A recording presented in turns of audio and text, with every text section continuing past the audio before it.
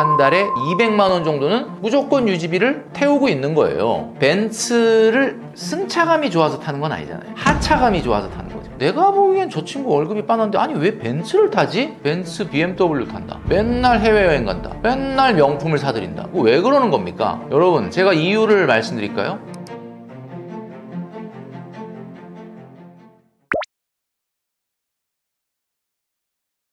제가 이제 저희 친누나가 독일에서 35년 이상 살고 있고 조카도 독일 사람인데 지금 BOA라고 하는 그러니까 뱅크 오브 아메리카 굉장히 연봉이 높아요. 뭐 한 3억 이상 30대인데 받고 있거든요. 근데 차가 없어요. 그래서 제가 물어봤습니다. 조카한테. 보통 얘기하면 한국에는 벤츠 타는 사람들이 굉장히 많다. 그런데 얘기하면 독일 사람들은 좀 이해를 못하죠. 벤츠라는 건 엄청나게 부자들만 타는 차로 알려져 있어요. 우리나라는 그렇지 않잖아요. 발길이 채일 정도로 벤츠가 많죠. 여러분 친구들 중에 혹시 소득은 굉장히 내가 봤을 때 뻔한데 벤츠 타는 친구 있습니까? 그리고 저 친구 월급을 아는데 벤츠 BMW 탄다. 맨날 해외여행 간다. 맨날 명품을 사들인다. 왜 그러는 겁니까? 여러분 제가 이유를 말씀드릴까요? 지금 일상이 안 행복하다는 뜻이거든요. 결국 무슨 얘기냐면 과소비. 우리가 하버드대 그 심리 연구에 보면 소비는 감정이라고 그랬어요. 소비는 감정이다. 그 얘기는 무슨 얘기냐면 과소비는 상처받은 마음의 증거입니다. 내가 벤츠를 탄다는 거. 물론 돈이 많아서 벤츠를 탈 만한 분들이 타는 건 아무 문제 없는데 내가 보기엔 저 친구 월급이 빠는데 아니 왜 벤츠를 타지? 그거는 분명히 상처받은 마음이 있다는 거죠. 일상이 안 행복하다는 거죠. 저는 그래서 주차장에 딱 내려오면은 벤츠들을 볼 때마다 벤츠를 딱 보면 저는 이래요. 이분 상처받은 마음이 있구나. 이쪽 딱 보면 여기 또 벤츠가 있어. 이분도 마음의 상처가 좀 깊구나. 여기 벤츠 S클래스가 상처가 굉장히 깊구나. 저 이런 생각을 하거든요. 아니라고 여러분들이 말씀하실지 모르지만 그분들은 지금 일상이 안 행복하다는 뜻입니다. 결국 벤츠라고 하는 거는 한국 사람들에게 굉장히 특별한 의미가 있어요. 왜 그러냐? 성공했다라고 하는 이미지죠. 근데 독일 사람들한테 물어보면 그래요. 제가 조카한테 물어보면 얼마 정도 벌어야 벤츠 타냐? 이렇게 물어봤더니 놀랍게도 이 질문을 이해를 못해요. 나는 얼마 정도 벌면 탄다라고 얘기해 줄 줄 알고 물어본 건데 그 소득과 벤츠가 무슨 코릴레이션이 상관관계가 있냐라고 나한테 얘기하더라고요. 그래서 내가 아니 돈 많이 벌면 타는 거 아니야? 그랬더니 누가 벤츠를 타도 그 사람들은 벤츠를 타든 말든 아무 관심이 없어요. 근데 우리나라 사람들은 와 벤츠야 이래서 우리나라 사람들이 벤츠를 타는 거예요. 독일 사람들은 왜 벤츠를 안 타느냐? 벤츠를 타도 누가 벤츠를 주목해 주질 않거든요. 그러니까 우리나라 사람들은 한마디로 얘기해서 벤츠를 승차감이 좋아서 타는 건 아니잖아요. 하차감이 좋아서 타는 거죠. 그러니까 승차감은 제네시스가 더 좋아 요즘은 솔직히. 근데 하차감 때문에 타는 거 아닙니까? 미국 사람들도 좋은 차를 탑니다. 독일 사람들과 달리 우리나라 사람들하고 비슷하죠. 미국 사람들도 비싼 차를 타는데 뭐 자동차의 나라잖아요. 근데 미국 사람들 이런 게 있어요. 좋은 차를 딱 끌고 왔다 그래서 와 좋은 차다 너 성공했구나 이러지는 않아요. 미국 사람들은. 미국 사람들은 좋은 차를 탄다 그래서 제가 성공했구나 라고 생각 안 해요. 왜냐하면은 금융이 워낙 발달되어 있기 때문에 금융으로 샀나 보다 이렇게 생각하는 거예요. 그거보다는 계산할 때 아메리칸 익스프레스 카드를 내면은 성공했구나 이렇게 생각하죠. 아메리칸 익스프레스 카드는 여러분도 아시겠지만 할부가 굉장히 제한적이고 리볼빙 기능도 없습니다. 그러니까 아메리칸 익스프레스 카드를 쓴다 그러면 성공했다 얘기하지 벤츠를 탄다 그래서 성공했다 얘기는 안 한다라는 겁니다. 그래서 우리나라 사람들이 유독 차로 자기 자신이 어떤 사람인지를 보여주려고 한다. 그래서 저는 이런 생각이 들어요. 그러면 요 차키 있잖아, 차키. 요 제가 아반떼 차키인데 차키를 여기 제 책상 앞에 이렇게 놓으면 되잖아. 그러니까 벤츠를 내가 벤츠 탄다고 주차장까지 내려와갖고 이 사람 벤츠 타네 안 보잖아. 그러니까 차키만 벤츠를 사시면 어떨까라는 생각을 합니다. 여기 딱 올려놓으면은 벤츠, 딱 내려가면 아반떼. 이렇게 하면 되지 않을까라는 생각을 합니다. 제가 얼마 전에 제가 운영하고 있는 부티풀 채널에 대한민국에서 벤츠를 가장 많이 판 역대 최고의 벤츠 판매왕을 인터뷰를 했어요. 근데 제가 물어봤거든요. 20대나 30대들이 벤츠 매장에 많이 오냐? 많이 온답니다. 그럼 그분들은 누구 돈으로 사냐? 봤더니 사실은 여러 가지 케이스가 있겠지만 S&P 500이 너무 올라서 이렇게 기분 좋아서 한번 방문하는 사람들 있다 이거. S&P 500 지금 팔았어요? 아파트 가격이 많이 올라서 벤츠 매장 아파트 팔았어요? 아니잖아요. 그러니까 여러분 아시겠지만 이렇게 우리나라 사람들은 돈이 조금 긍정적인 자산 효과가 생기면 자꾸 벤츠 매장에 와서 구경을 한다라는 거죠. 과연 벤츠는 어느 정도 되는 사람이 타야지 맞는 거냐? 워렌 버핏이 이런 말을 했습니다. 번 거보다 덜 쓰는 삶이어야 한다. 이게 무슨 얘기냐? 시드머니가 먼저다 이런 뜻이에요. 내가 지속적인 저축으로 돈을 모으지 못하는 사람이 무슨 투자를 하냐? 자기가 버는 것보다 덜 쓰는 삶이 일단 우선이 돼야 된다라고 말했던 거죠. 그 얘기는 무슨 얘기냐?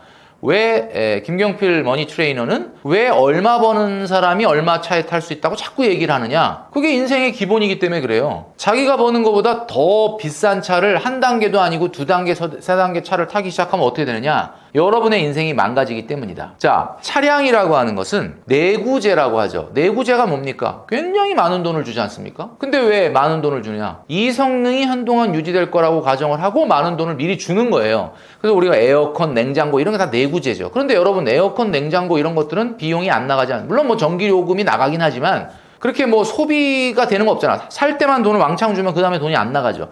그렇지만 차는 다릅니다. 차는 내구재이면서 소비재예요. 돈이 엄청나게 나가고. 근데 많은 분들이 착각하는 게 6천만 원짜리 벤츠를 샀다. 7천만 원짜리 벤츠를 샀다. 그러면 이제 7천 원 냈으니까 이제 뭐 이거에 대한 다른 소비가 없을 거 아니냐? 아니죠. 7천만 원과 별도로 뭐가 나가요? 보험료 나가죠. 통행료 나가죠. 주유비 나가죠. 주차비 나가죠. 세차비 나가죠. 수리비 나가죠. 발렛비 나가죠. 대리비 나가죠. 세금 나가죠. 9개 나왔네. 여기에 가끔 과태료 날라오죠. 거기에 빠져있는 게 뭐예요? 7천만 원짜리 차를 샀어. 내가 이 차를 한 달 타고 다시 되팔아. 7천만 원 받을 수 있습니까? 못 받죠. 한마디로 시동 거는 순간 중고차 되지 않습니까? 한 달에 차량 가격의 1%만큼 감가가 되니까 1년에 850만 원 정도가 없어져요. 그러면 이 얘기는 무슨 얘기냐면 원래 벤츠에 들어가는 유지비 플러스 감가가 소비되는 금액인데 누가 또 이걸 현금 주고 삽니까? 할부로 사면 할부 이자까지 감안을 하면 보통 차량 가격의 3% 정도가 월 유지비다 이렇게 보시면 되는 거죠. 얼마예요? 7천만 원짜리. 7천만 원이면 제가 알기로는 벤츠 E클래스 정도 되지 않을까? 벤츠 E클래스.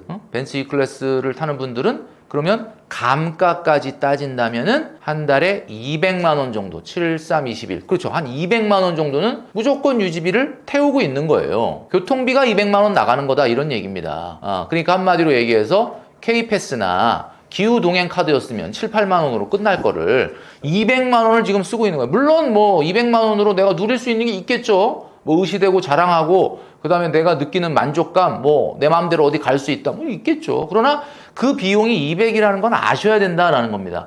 자, 그러면 200만 원이 내가 교통비로 빠져나가도 내 인생에 아무 문제 없이 저축할 수 있고 미래를 준비할 수 있는 사람 얼마겠습니까? 저는 1,000만 원에서 최소 1,500만 원 정도 사이의 소득은 돼야 그러니까 월 소득입니다. 이것도 제가 얘기하면 또 막 받아 적는 분이 있죠. 1,000만 원에서 1,500이래. 그럼 어떻게 당신 1,000만 원, 1,500 벌어? 그러면 나 1,000만 원 벌지. 아 그래? 1,000만 원을 월급으로 타고 있는 겁니까? 아니면 1,000만 원을 번 적이 있다는 뜻입니까? 자영업자분들 잘 들으세요. 내가 1,000만 원 번 적이 있다. 그게 월급 1,000만 원 아니잖아요. 1,000만 원 번 적이 있다는 거잖아요. 내가 얘기하는 거는 여러분들의 스테이블하게 나오는 소득이 1,000에서 1,500 사이여야 한다는 뜻이에요. 그죠? 그러면은 이게 직장 생활하는 분들 같은 경우는 연봉이 얼마가 돼야 되냐면 2억은 돼야 돼. 뭐 사실 요즘 뭐 연봉 2억인 분들 꽤 많긴 하죠. 그분 정도 되면 벤츠 E클래스 타도 제가 뭐라고 안 하죠. 그런데 뭐 예를 들면 월급이 500, 600이다. 근데 200을 자동차에 쓰면서 그게 영끌이잖아요. 카푸어잖아요.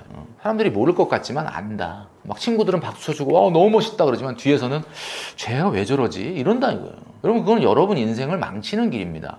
제가 말씀드리지만 최소한 1,000만 원 이상의 안정적인 소득이 있지 않은 사람이 벤츠를 탄다. 그럼 뭐 자유긴 한데 여러분들은 아마 자산 성장에 있어서 앞으로 한 발자국도 나가지 못한다라는 것을 기억을 하시기 바랍니다.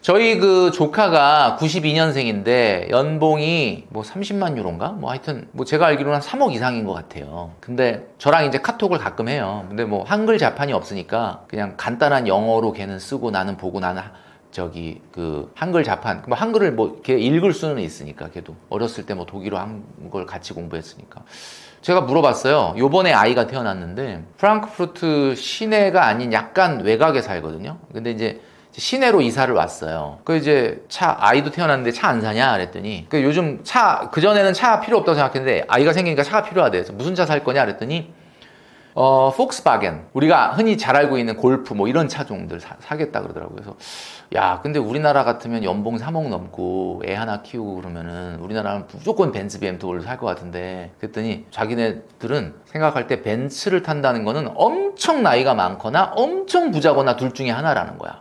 그 실제로 아시겠지만 우리나라가 벤츠 S클래스의 수입 그 순위가 중국 다음 2위입니다. 우리나라 아시겠지만 중국은 15억이잖아요.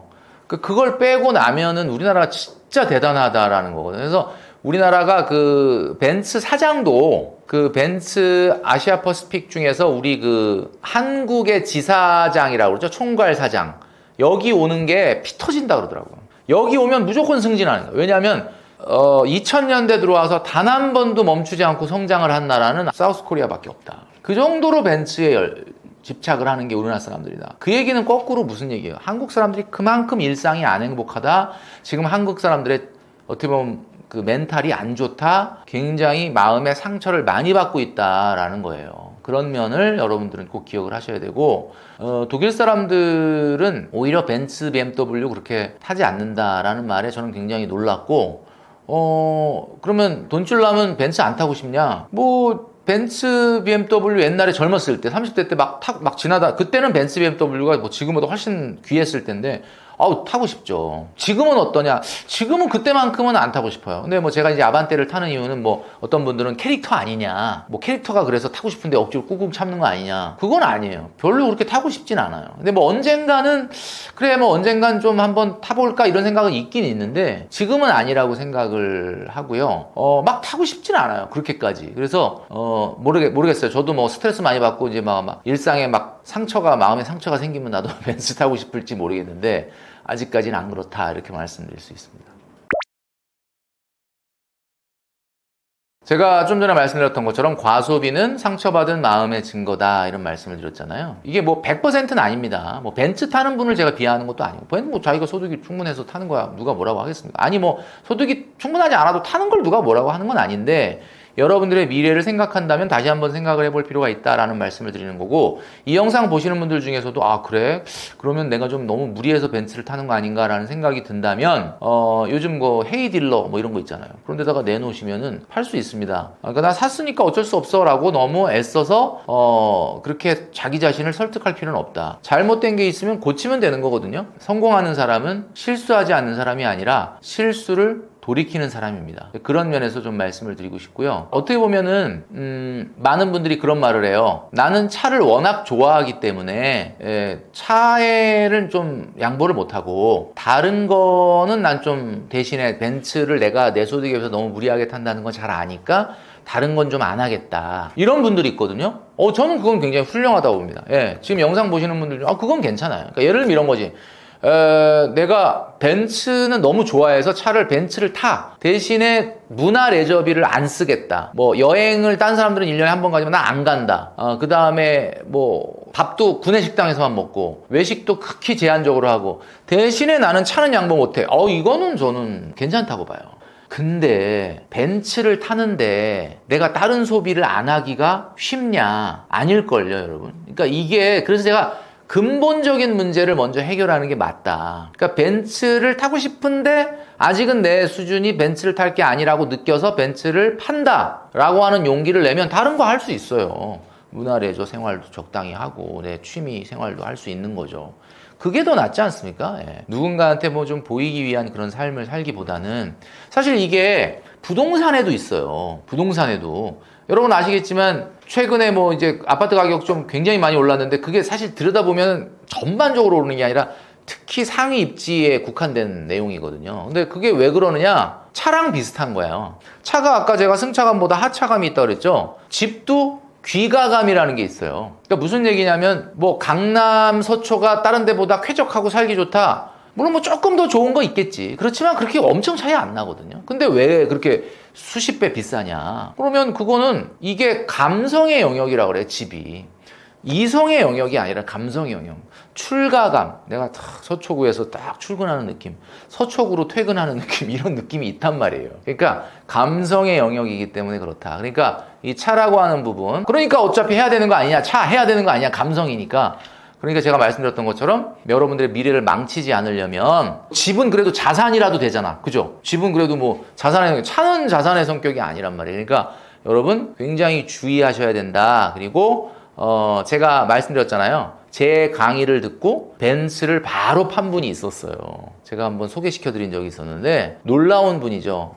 그래서 인생에서 지금 무엇에 더 집중해야 되는지를 가르쳐 주셔서 너무 감사합니다. 그러면서 벤츠 팔았다고 중고차 매매 계약 확인서를 저한테 카톡으로 보내셨더라고요. 하여튼 용기가 필요합니다. 결단이 필요합니다. 여러분, 여러분의 인생에서 여러분의 미래만큼 더 중요한 것 없다라는 생각을 꼭 하시기를 바랍니다. 떠먹여주는 TV 구독자 여러분, 머니트레이너 김경필이었습니다. 오늘 제가 말씀드렸던 내용 중에서 사실 부동산에 관련된 내용은 좀 없었는데 제가 이번에 신간 책을 냈습니다. 결국 당신은 아파트를 사게 된다. 자, 이 책은 무조건 지금 최근에 있었던 아파트 가격을 추격 매수하라 이런 뜻은 아니고요. 언젠가 우리가 내 집 마련을 해야 되는데 막 그렇게 불장일 때는 관심을 가졌다가 또 약간 주춤한다 그러면 관심을 안 가졌다가 이렇게 하시는데 그렇게 하지 마시고 어차피 장기적인 관점에서 우리가 아파트를 언젠가는 꼭 사야 되기 때문에 차근차근 잘 준비하는 방법에 대해서 말씀드린 책이니까요. 고정 댓글에도 링크를 달아놨으니까 많은 관심을 좀 부탁드립니다. 떠먹여주는 TV 유튜브를 구독하시는 많은 여러분, 제가 늘 말씀드리지만 가장 중요한 건 위기 때 기회를 잡는 사람들이 많다라는 겁니다. 이 위기의 상황 속에서 우리 유튜브를 보시면서 많은 인사이트를 얻으실 텐데 중요한 거는 그렇구나 라고 넘어가는 게 아니라 지금 내가 들었던 거에서 굉장히 인상적이었던 거 한두 가지를 꼭 메모를 하셔서 여러분 것으로 실천을 하시면 여러분들은 미래가 달라지게 될 것이다 라고 저는 말씀드리고 싶습니다. 자, 여러분, 제가 말씀드렸던 내용 중에 한두 가지라도 마음에 와닿는 부분이 있다면 실천하시는 여러분 되시기를 바라겠습니다.